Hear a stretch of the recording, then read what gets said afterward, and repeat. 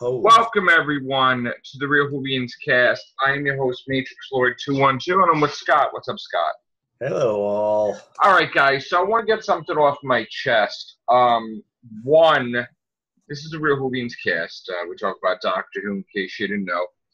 I saw people started tweeting that they got Jodie Whittaker's sonic screwdriver. And I seen it on Twitter. I'm like, that sucks. I want mine. You know, like, I want one. You know, where the hell am I going to get it? So I was looking on Amazon, and it wasn't on Amazon. And I'm like, something told me to look on Amazon UK. And there you have it. Which, you know, there it is. Now, and I'm like, well, wait a minute. Then it would take so much money to ship. So when I was at my mall today, Staten Island Mall, not Galaxy Mall, I went to Hot Topic, and Scott, I'm going to screen share what I sent you because I really want to show everybody that these, like, what's going on, people are not aware of, okay, is that the marketing, I know someone came out, like when I talked about the marketing, they said the marketing's great, it's fantastic. It really isn't for Doctor Who. And I'm going to show you why this is what it is. It sounds like certain groups have a monopoly. Now, here it is. Here's what I'm talking about. Now, you may say, what the hell is this? Okay. It's gotten so bad with Doctor Who, and they've gotten where there's hardly any merchandise, that Doctor Who no longer has a whole 12-foot section, 8-foot section, 4-foot section. Now Doctor Who stuff is mixed with other shit, okay? Where it's not even, you're supposed to have a launch for Doctor Who. Yeah. This is not in the front. This isn't all the way in the back of the store. And you can barely see that there's 3 Doctor Who items here. Yeah, and you can't tell whether, unless you look real close, you'd think that was a Tom Baker. We don't know what that is. Okay, wait, where the hell? Yeah. Hold on. Where the hell? I'm trying to screen share this. Okay, here we go. When I was at Barnes & Noble, I should have taken a picture and sent it to you, but I didn't. But it was like kind of useless. Yeah, there was just like maybe 3 or 4 sonic screwdrivers, and they were tucked just right amongst other stuff. Now, they did have her sonic screwdriver, but to my surprise, it was very small. And when I asked how much it was, she said $30. And I'm like, $30? $30? This is like, it was a really small sonic screwdriver. I didn't even hit that switch. And doesn't even work, or is it just a plastic replica where it just had a little... So, I mean, this plug to it that indicates a light even in it. Yeah, now this is what it's supposed to look like. Again, it is really so small, not even worth it. And this kawaii thing, I don't like that artist that's doing these figures because they don't look that different. But just look, you could see 1, 2, 3 items here, and on the other shelf you could find a Titan, Hawaii, whatever, and there's another Doctor Who thing. But I'd rather get the shirts that are off to the right here than that crap. Yeah, so, and here's the thing. I had a conversation with people there, management and stuff. And the thing is that they just got this stuff yesterday, okay? They put it out, and they said that the Doctor Who stuff is very, very slowly coming in. I'm talking so slowly, it's like a crawl slowly, okay? And people are well aware that the season's going to start soon. Yeah, you'd still be swarming the... It's alarmingly slow that's coming in. Now, I also went to that other place called Lunchbox, whatever the thing is called. Oh, yeah, I've got one of those here, too. Whatever it's called. And Lunchbox, you got it right. Right, and they got like a knapsack and a shirt, but had nothing to do with the new season. And again, it's all the way in the back of the store. in the back where you can't even find it. It's on. You go all the way to the back and turn around. It's not visible. It's on the top shelf. There's a cooking pan with a TARDIS that, okay. Yeah, that's the way it was with the sonic screwdrivers. It was like, here's this shelf, which is facing pretty much this way. And when you walk around the corner, if you're not looking at them just right, you'd go right past them. You'd have to come from the opposite side to even know those were sonic. And this doesn't stop there. If you go to Barnes & Noble, they don't have sections anymore. People don't know what Doctor Who is there. Any of the newer the old books. I even went into the DVD section, and it no longer got a couple of foot section. It got like a shelf or two. And the shelf or two consisted of mostly New Who, not Classic Who. So all over the place, Doctor Who is getting purged. And it's not because of us. It's because of the people in the UK that are not putting out enough product and not marketing it correctly. So I'm very concerned with the marketing of Doctor Who, because right now it's just not there, and people have no idea about a new season. It's not in the front of the stores. It doesn't got a whole bunch of merchandise, like, you know, in the front of the store or even on the side of the store. Nothing. Yeah, because I know when my buddy who used to be the receiving lead, he also worked for Hot Topic. I forget if he was a manager there too or just one of the little associates. Yeah, there was right there in the front of the store. You could go in. There was a long table, and there might have been another tiny little shelf for excess. And even at GameStop, the TARDISes were in the back of the store on top of the shelf, the TARDIS pillows. They're like stuff is clearance. You can't even find. Doctor Who is just, they're not, have no, listen. Either one of them. Listen, if Chibnall doesn't want Jodie promoted, then somebody's got to be making merchandise and putting cups out or something out. Yeah. This is disgusting right now. If I have to, I'll make my own cup. I already did make my own. You know that. So I'm concerned with the marketing of Doctor Who. I think it's terrible. It is. And I have evidence to back it up because I went to many different retailers, and half the people don't know what the hell I'm talking about, and then half the people think that Doctor Who is connected to Grey's Anatomy or some crap like that. They don't know what it is. They're like, oh, Good Doctor? No, not Good Doctor. The Doctor Who. So Doctor Who. We're losing our there's no it's deader than promote. I mean, there's nothing. You need to fix it, BBC. Fix it. Yes. Remember, BBC, Chibnall works for you, not the other way around. But even Chibnall, like, he doesn't want stuff released, then somebody else has got to put sets out. Titan's got to create something. Yeah. Had nothing to do with Jodie Whittaker. Maybe Tom Baker said, or whatever. Yeah, I something. agree. They got to just create stuff.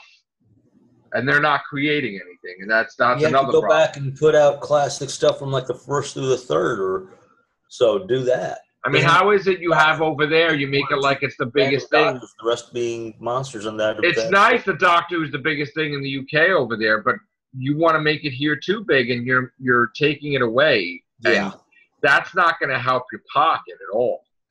And it's definitely not. It's making life harder for us. Doing casts on, oh, hey, look, there's 2 items on the shelf, everybody. Yay. That's embarrassing. That's probably the only 2 items they have in the entire store on top of that. It's embarrassing. And I know there's more than 2 items. There's 4 items or 5, but it's embarrassing. It really is. All right, so the marketing's not there. I know you had showed me a couple of covers. Whoop-de-doo. Whoop-de-doo, man, that they're on covers. That's nice. Marketing, that's it. All right, so let's go to something else with Doctor Who, make it interesting. People, besides the nonsense of people trying to destroy our show, there's a lot of people that love our show. We're talking about Doctor Who. We have a lot of loyal subscribers, and thank you guys for being with us. Thank you very much. Somebody had asked, who would my ideal villain be for the Doctor? Like, who do I really want them to focus on? Or see, my thing is this: besides all the people the villains, right? I think I'm just gonna pick this at random. All right, this is not, Yeah. One of my favorite stories from Russell T. Davis' time was when they ran out of money and they had to save it for like the finale. And they said, all right, listen, everybody just stay in this room and just like, we're going to do some intellectual stuff, midnight episode, right? Yeah. And right away, when we criticize it, I'm like, oh, this is going to be freaking ridiculous, whatever, right? This turned out to be so damn good. Oh, God. It made you. I watched today and I got chills because the thing is, the doctor, when the doctor is genuinely afraid of something, it's terrifying. Yeah. When John Pertwee's third doctor was afraid of the spiders, it was terrifying. You know what I'm saying? Yeah. And he conquered his fear, but he died, like he regenerated, I wonder if in some way, shape, and form that was Pertwee's own fear, and they just transferred that to maybe. But what got me was that David Tennant's doctor was afraid of this race, this thing, whatever it was. He couldn't get it. He didn't know how they were like this. Mm-hmm. He basically was at the mercy of this thing. He could not combat it, and somebody had to save him. You couldn't see, and know what made it even frightener? You could not see it. Right. Now, I got this sense that David Tennant's doctor, like, had it in his head that he must revisit this threat. Uh-huh. As much as he wanted to avoid it. And I kind of believe that when we saw Peter Capaldi go to the end of time with, Clara and with Orson Pink, I kind of feel that place that they went to, where they should be was the midnight, I kind of feel like that.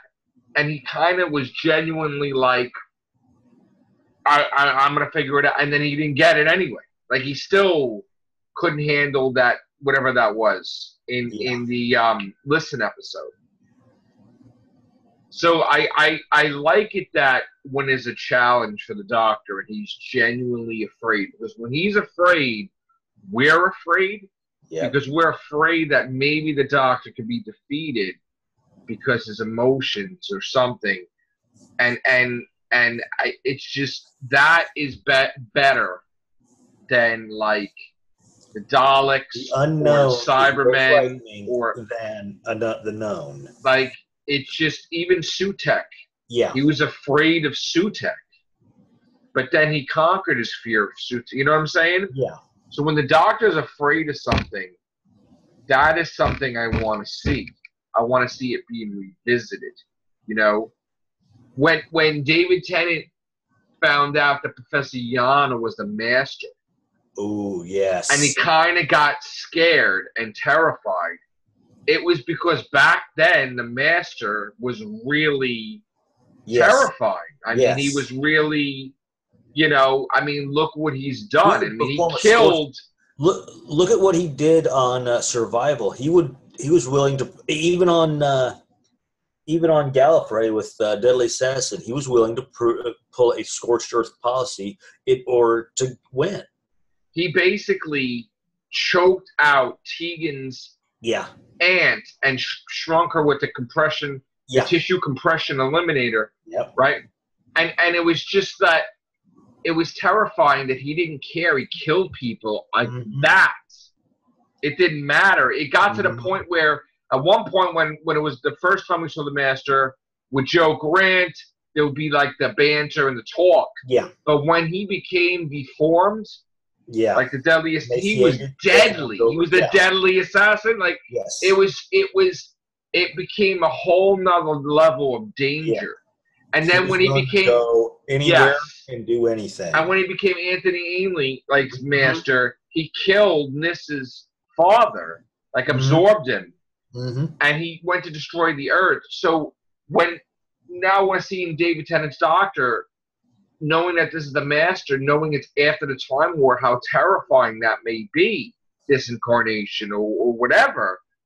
That was amazing to me. And it was amazing to me that he beat the Master, and yeah, it was different then, but the terrifying, the eyes, his eyes lit up. And look at his eyes when he was looking down on the earth. He was scared. Tesseract were swarming down. I mean, it was just like right there. But also his eyes too, when it was stolen Earth, and it was like the voice comes on and it's Davros, and his eyes just got like all weird, and he got quiet, and Donna Noble was like, "You all right? You don't be scared. We're in the TARDIS. You're remembers him." But he genuinely, the fear of Davros and the Daleks. Yeah. So, and then we lost that though. We lost that, him being scared of the Daleks, being scared of. It became a joke after a while. Like Capaldi's like, "Oh hey," not just like the later show writers did not want to challenge the Doctor in any which way, shape, and form. Like Moffat had Bill Potts and Dalek. They went in the middle of a war just for what? Like for the puddle monster to encounter a Dalek. It was like then you got stupid. There. You didn't want to challenge the Doctor and make him look like he was, make him look weak. Well, I'm sorry. That's when the Doctor comes out. Is when you start realizing, oh, geez, it's not that he's weak, but when he starts getting frightened, things start popping in his head. And like, see, that's what I like him when he's frightened, and I like it. I like it even with a look. Like when they talked in the 50th about UNIT turning on him, creating that technology to block the TARDIS from landing, there was that look of disgust from David Tennant, and it was John Hurt, and it was like that look like of all these years that they're close with UNIT, it was meant shit, because at one point in time they're going to be like a villain to them or try to like hurt them where he can't land, and it would be much harder, you know? So, I mean, I like that. It was even with the Man and Corvarian, and the 11th, he didn't know what the hell she was up to. She tricked him. She beat him. He got the baby from, she got the baby from Amy Pond. Yeah. And it was like, he felt defeated. I mean, that was amazing, you know? So when you have stuff like that going on, that is what holds my interest, the emotion factor. And I really like that. So if that answers your question, I hope it does. I want the Daleks to be back on top again, basically. I want the Cyberman to be like, these are the people, these are the race that killed responsible for my companion dying. I mean, they blew the control panel and Adra crashed. It was like, you know, so I want him to be terrified, or her to be terrified. I don't want it to be all the time where she just strolls in and defeats me. I want there to be some type of consequence. You're just reusing old storyline ideas. It has to be fresh. And even Omega, when they encountered Omega the first time, he was terrified. And as a kid, it was like, oh, look at this, you know, the voice and everything as a child, you know, when I was a child. So I just want the threat level. And again, you can't have a threat level when every single week the universe is going to be destroyed. Yeah. First of all, that shit's got to stop. It gets old. The universe can't be destroyed every week. It should be destroyed once every couple of years, like where somebody's going to be that powerful. Once or twice a season at least. Not even a season. A couple of seasons. It's like you just, I mean, you got to, like, you can't show it so much that it becomes boring. Yeah. Just like the characters dying, coming back, characters dying. You got to stop that too, you know? So, all right. We're going to come back with another cast. I hope you enjoyed this. Take care. Bye for now.